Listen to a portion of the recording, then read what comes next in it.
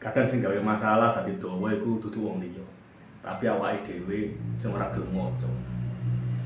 Yen wong tuwa kerep ngelingno mulat sarira hang rasa wani.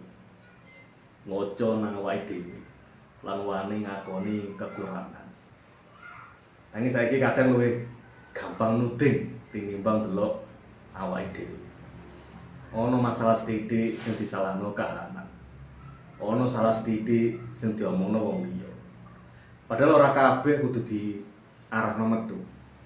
Kadang jawabane ana nang jero awake dhewe. Mulat sarira iku butuh wani. Wani ngakoni yen awake dhewe iso salah. Wani nrimo yen ora kabeh kudu bener. Lan wani dandani tanpa kudu dikongkon. Mergo sing paling angel iku dudu ngalahno wong liya, nanging ngalahno egone dhewe.